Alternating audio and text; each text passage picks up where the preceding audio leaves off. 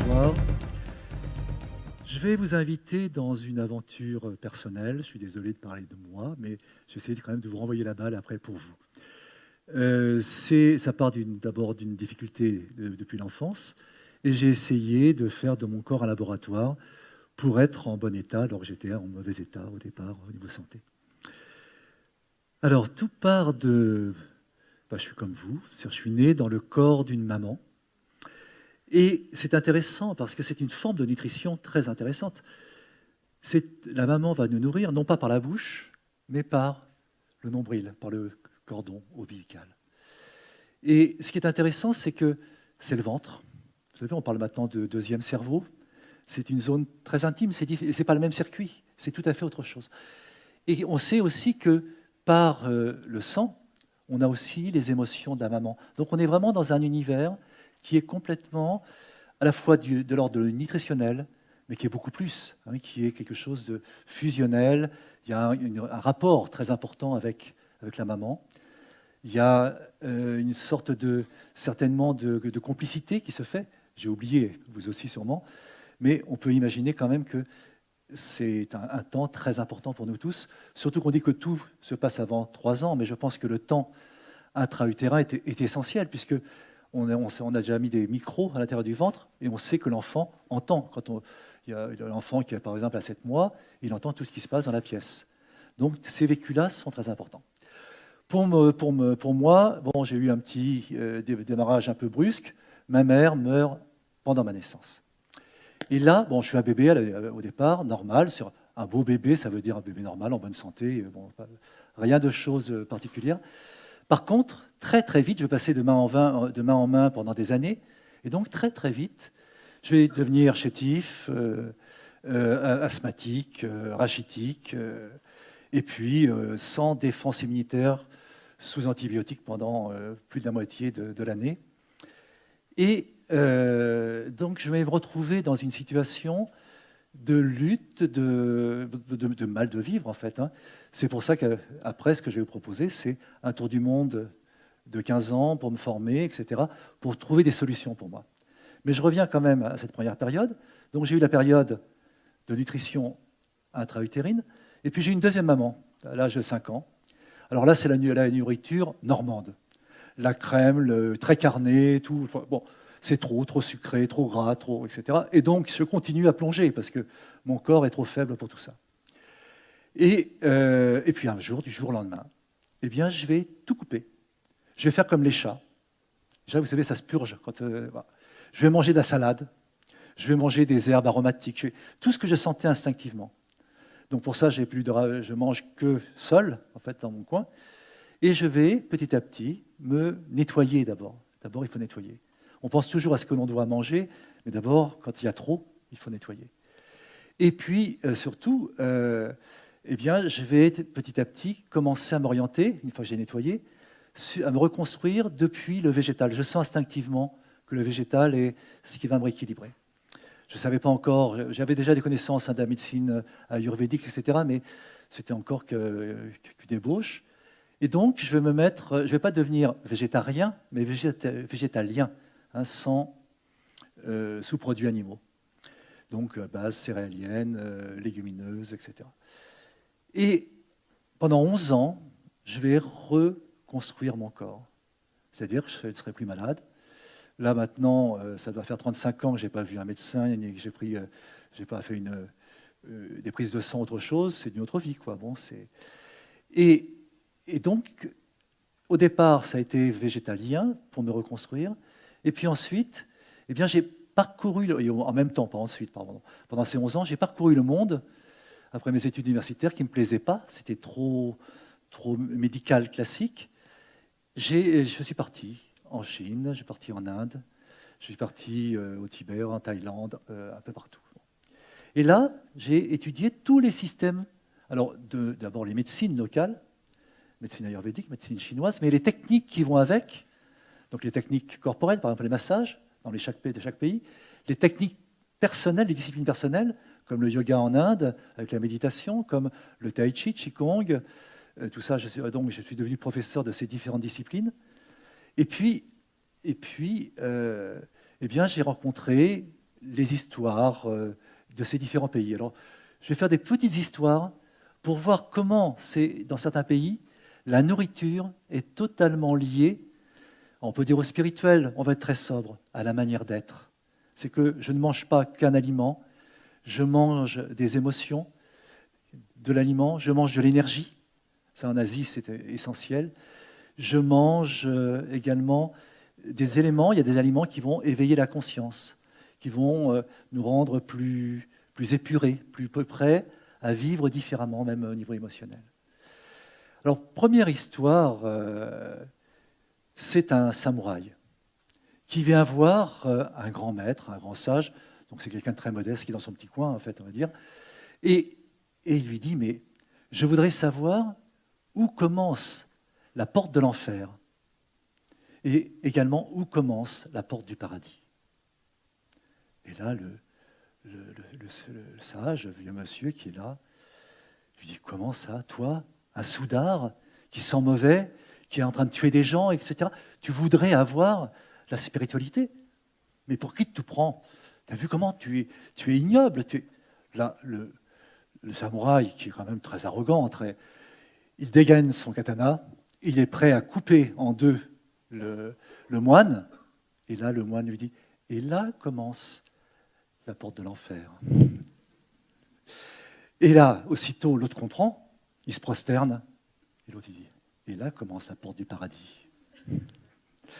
Et j'aime bien ces petites histoires parce que maintenant, si on le met par exemple au niveau de l'alimentation, si je suis arrogant comme le samouraï, si je pense que je suis le maître du monde et que l'aliment qui est là, eh bien, l'aliment, pour peu que nous on l'ait acheté, on l'achète, c'est à moi, etc.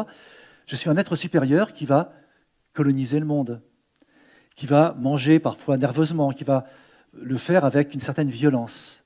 Eh bien, cette violence va avoir des incidences dans mon corps. Là commencent les portes de l'enfer. La lente descente dans un vieillissement prématuré ou dans des maladies qui peuvent venir progressivement. Parce qu'on n'est pas dans une disposition qui est faite pour l'harmonie du corps, des émotions et du mental. Et puis, par contre, si à un moment donné, cet aliment, dans la dimension tantrique, alors en tantra, on parle toujours d'aspect sexuel, mais c'est bien deux éléments. Ça peut être la pomme et moi, par exemple. Si cette pomme, j'essaie d'être de même nature, c'est une vie, alors la pomme ou un animal ou autre chose, c'est une vie qui va servir à stimuler ma propre vie. Si je la reçois avec la recevoir déjà, rien que le recevoir avec douceur en moi, avec conscience, avec gratitude, eh bien à ce moment-là, elle va me nourrir complètement différemment. Et là, c'est peut-être pas le paradis, mais déjà, on est en train de développer une qualité de vie qui est plus facile, plus lumineuse, et qui est plus en interrelation avec le monde. On est en échange, on n'est pas au fond de soi-même en train de manger et de posséder. Voilà, c'est une première histoire. Il y en a une deuxième que j'aime bien aussi. Ce sont deux moines. Un vieux qui a beaucoup d'expérience, et puis un moinillon, là, bon. Et puis, ils n'ont pas le droit de toucher une femme. Mais quand je dis toucher, enfin, pas sexuellement, juste même de frôler, en fait. Bon. Et ils arrivent au bord d'une rivière. Et là, il y a une très, très jolie femme. La rivière est en crue. Elle dit, est-ce que vous pourriez m'aider à passer? J'ai peur d'être emporté par les flots. Ni une, ni deux. Le vieux moine la met sur son dos, traverse, la dépose, la salue et continue son chemin. Puis le petit moine qui est là, qui est dans sa tête, oui, mais quand même, les préceptes, quand même, bon, une femme, quand même. Et puis, au bout d'un certain temps, il ose dire, mais cette femme, quoi, mon fils, tu la portes encore? Et ça, c'est toute la pensée zen, qui veut dire que souvent on est dans les ruminations, on entretient les choses, on va la gonfler même, etc. Par rapport à la nourriture, c'est pareil. Parfois, c'est obsessionnel. On est dans une sorte de mise en marche. La journée a à peine commencé, il y a des gens, qu'est-ce qu'on mange ce midi, etc. On est déjà en train de ne pas être dans l'instant présent. Et ce que j'ai appris avec l'Asie, c'est être ici, maintenant. Et ça change tout. Alors, je suis donc, dans mes recherches, mes études, je suis entre les traditions de différents continents, on va dire. et les neurosciences aussi. Voilà. Eh bien, si je suis en pleine conscience, je suis ici, maintenant, déjà, mes cellules sont prêtes. Vous avez 3 milliards de cellules, elles s'éveillent, elles sont là, prêtes. Et avec ça, il y a des neurones, peut-être 760 milliards de neurones qui sont là pour créer toutes ces communications. Vous êtes disponible pour un relationnel différent. Parce que, dans l'instant présent, on est ouvert, on est dans l'ouvert, donc on réveille nos potentialités. Alors que si je suis fermé au fond de moi-même, eh bien j'écrase les choses. Par exemple, là, bon, les chaises sont quand même pas mal, et vous maintiennent assez droite, mais essayez d'être, si vous acceptez, totalement vertical. Là, essayez de vous positionner bien, avec les pieds bien à plat, comme ça. Bon. Rien que ça, par exemple. Vous voyez, le ventre, il est ouvert, là. Or, qu'est-ce qui se passe quand on mange? Très souvent, plein de gens, ils sont avec leur soupe, là, ici, etc. On est de travers, on est, etc. Qu'est-ce qui se passe sur le ventre? Il est tout petit, mon ventre. Donc, vous comprenez bien qu'on ne peut pas recevoir un aliment, on ne peut pas recevoir un aliment depuis une crispation, un manque d'espace. Si déjà vous vous ouvrez, ben ça y est, je peux recevoir. Plus que ça, si je suis vertical, je suis dans ce que les Chinois appellent entre ciel et terre. Eh bien, dans ce ciel et terre, je suis plus capable de recevoir la grâce. On sait qu'on la reçoit, on ne peut pas la conquérir. Que ce soit religieux, enfin d'un principe divin, ou cosmique. Dans beaucoup d'endroits, c'est cosmique. Je suis un microcosme en résonance avec le macrocosme, en fait. Mais je suis en interrelation. Et il y a une manière d'être qui va s'ouvrir au monde, s'ouvrir à des choses beaucoup plus larges que le corps lui-même. Et d'ailleurs, dans la matière même du corps, il y a aussi des supports qui sont très subtils. C'est ce que dit du moins l'Inde. L'Inde, il y a dans la matière deux choses. Prakriti, qui est la matière, et Purusha, qui est l'essence. On est fait de substance et d'essence. Mais cette manière de se positionner, verticale déjà, c'est une réalité qu'on peut appliquer tout de suite. L'idée, c'est que vous partiez avec des petits éléments. Après, on le fait pas, c'est votre vie. Mais on ne nous a jamais vraiment appris à l'école à être vertical. On ne nous a jamais appris à respirer. Or, la respiration est un élément essentiel. Dans toute l'Asie, on respire plus que chez nous. Nous, on respire sportif. Vous savez, on court. C'est toujours un effort, c'est toujours un acte respiratoire. Alors que respirer, c'est un échange.